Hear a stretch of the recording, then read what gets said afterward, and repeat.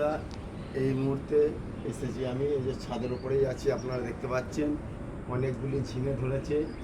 এই যে এবার একটা একটা করে আমি ঝিঙে কেটে নেবো।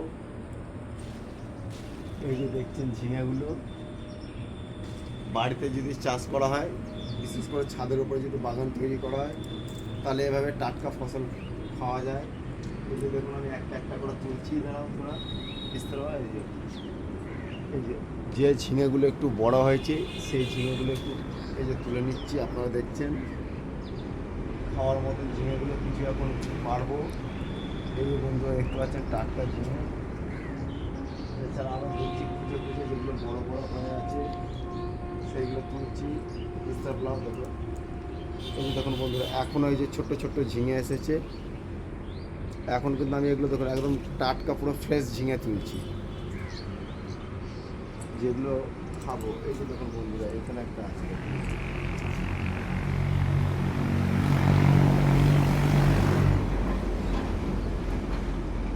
বাড়িতে সবজি লাগালে এই একটা মজা বন্ধুরা, যখনই মন করবে তখনই আপনারা খেতে পারবেন টাটকা এবং সতেজ ঝিঙে।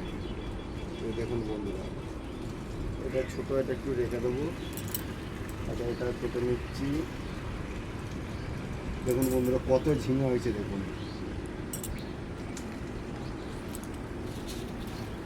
এই ঝিঙেগুলো দেখছেন বন্ধুরা কত ঝিঙে। মোটামুটি আজকের সবজি এটাতেই হয়ে যাবে, আর আমাদের আর তুলতে হবে না। এবারও মনে হচ্ছে বন্ধুরা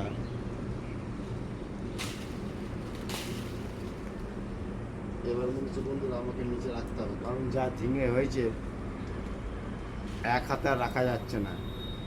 এই দেখুন বন্ধুরা এর উপরে দেখুন কিছু ঝিঙে হয়েছে।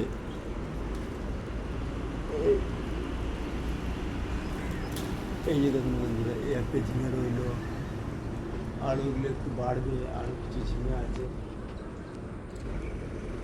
আর তুলবো না বন্ধুরা, এই কটা ঝিঙে রইল।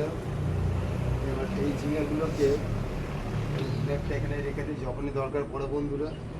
তো কত সুন্দর সুন্দর টাটকা এবং ফ্রেশ ঝিঙে, এইভাবে যদি বাড়িতে চাষ করতে পারা যায়, তাহলে যখনই মন চাইবে তখনই টাটকা সতেজ ঝিঙে পাবো, যেগুলো হবে সম্পূর্ণ রাসায়নিক মুক্ত এবং টাটকা সতেজ।